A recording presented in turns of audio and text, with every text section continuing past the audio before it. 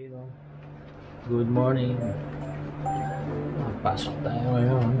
Hindi man ako mag-bike to work kasi daming hulihan. Kagabi muntikan na ako. Buti na lang talagang masid-masid lang talaga. Pinaka-technique lang dyan pag may nakita kayong mga maraming ilaw na sasakyan.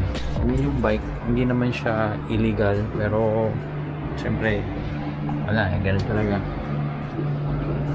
So mag-metro ko ngayon. Pansin nyo.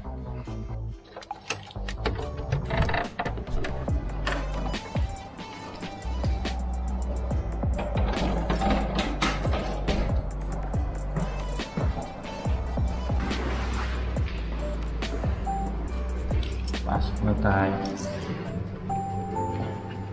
May ginagawa akong technique sa metro, dalawang card. Meron akong gold tsaka silver. So yung pagka maraming tao, nag-gold ako. Pero normally pag umaga, so ngayon, first trip sa 9 AM. Wala pagkaano, pero marami na din. Pero hindi katulad pag rush hour uwian. Kaya para makatipid tayo ng 5 dirhams.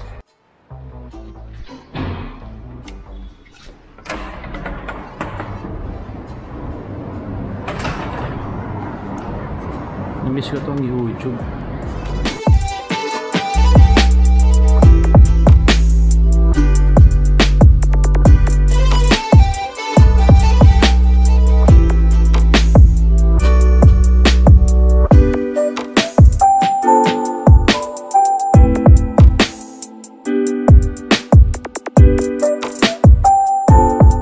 Baba na ako ng financial. Medyo malamig na, sarap maglakad. Yung lakad ko, yung pinaka-relax na lakad ko is 10 minutes pong metro sa work. Hindi mo na ako nag-take ng risk kasi kagabi Sunday, may training ako after ng Dubai run. Hindi na ako nakapag-shoot ng Dubai run. First Dubai run ko. Grabe yun, pwede pala hindi tapusin.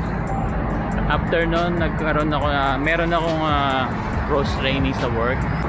Ewan ko, trip ko maging chef eh. Trip ko, parang gusto ko maging hobby yung baking. Kaya humingi ako ng approval sa boss ko kung papayagan niya ako mag-cross training as a pastry chef. Pumayag naman siya, kahapon yung first day ko. Hindi ko rin siya na video kasi wala, pagod ako. As in, lakad. Grabe, nilakad ko, Dubai mo lang yung Dusit. Kasi hindi ako makapag-metro dahil grabe din ang metro, malilate ako.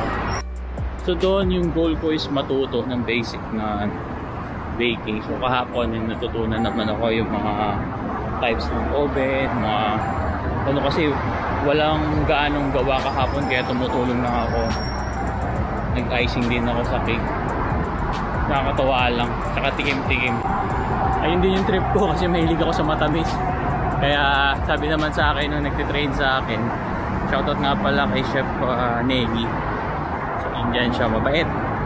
Sabi niya, lahat ng pine-prepare mo, pwede mong tikman. Sabi ko, tama nga naman. Kasi syempre, di ba, bago lumabas yun, initially, bago makarating sa guest, kailangan natin tikman kung tama ba. So, yun yung pinaka-the best part ng training ko. Magtikiman ng dessert, yo. Miss ko tong YouTube, tong gatong format. Kasi ginagawa ko laging vertical video. Ngayon, focus ulit tayo sa trabaho. Ngayon, siyempre nag-ready na kami ng mga pang festive Christmas and New Year content. So, FYI lang, hindi naman ako graduate ng kahit anong course. Kung ano man yung trabaho ko ngayon, sariling sikap to. Naging full-time photographer, videographer ako. Then ngayon, graphics designer sa hotel industry.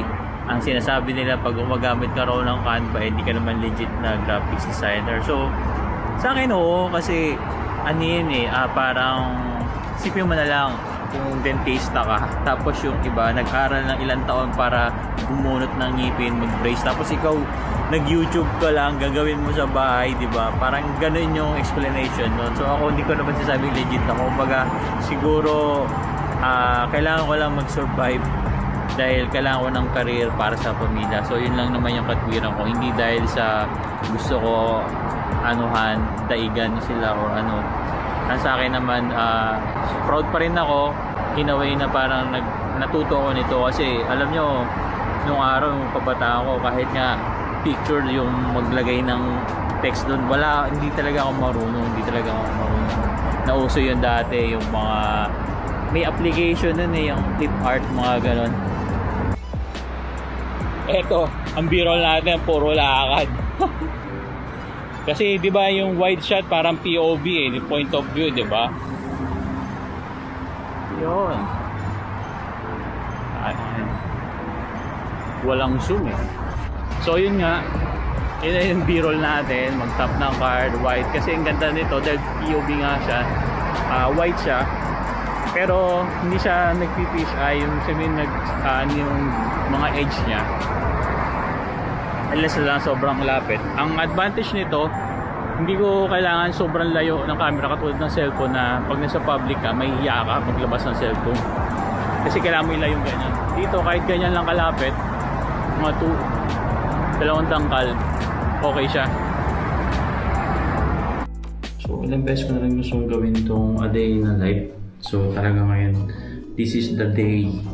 Parang 2022 pala may mga shot na akong ganito na sa metro, tap, ganyan. Kung anong ginagawa ko sa trabaho. Noong una kasi nahihiya ako. Hindi naman high salary earner yung trabaho ko. Although sa iba ganon, depende sa company. Pero syempre sa akin, sakto lang. Kayang bumuhay ng pamilya din.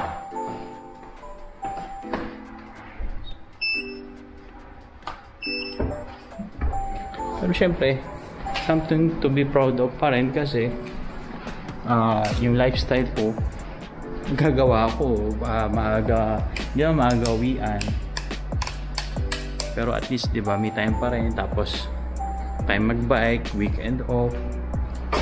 Wow, linis no. So ito na yung gusto ko.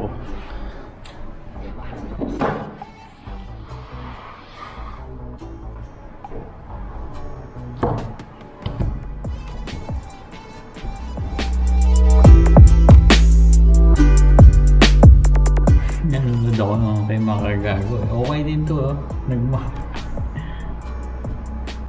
Ayun, tinatanong nyo bakit sobrang aga ko dito kasi moment ko na masarap na wala masyadong tao sa opisina.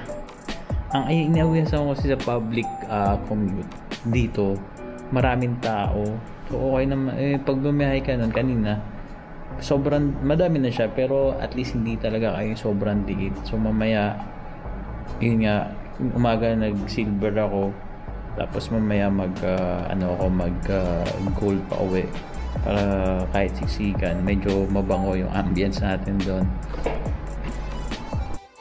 Yun nga, magbibihis muna tayo. Medyo nakukuha ko na rin tong settings ng DJI Osmo na to kasi may mga shortcuts siya na useful naman pero mahirap talaga tandaan.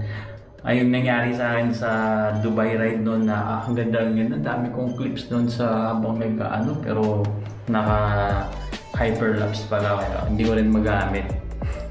Kasi ang ikli lang man sana mga 15 seconds na yung zigzag, pero pag hyperlapse mga less than 2 seconds na or parang 1 second lang, hindi magamit.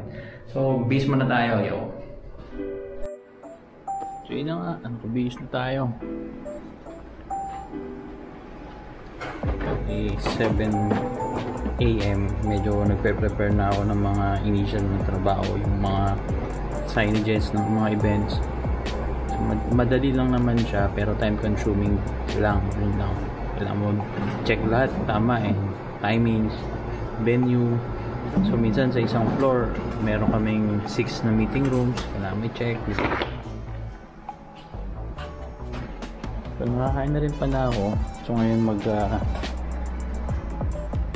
green tea muna ako. Healthy living. Ginagawa ko ngayon first day in the morning, green tea muna. Tapos mga later lunch, mga before lunch ako magkakape.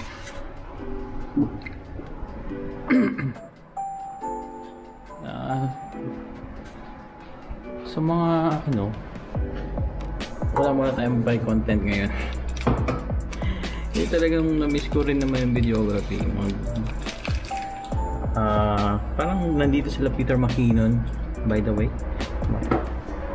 Tsaka, yung mga talagang doon ako nagsimula. Siguro halos lahat naman siguro ng ngayong age na nagsimula.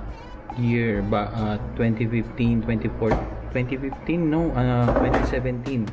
Yan, 2017, 18.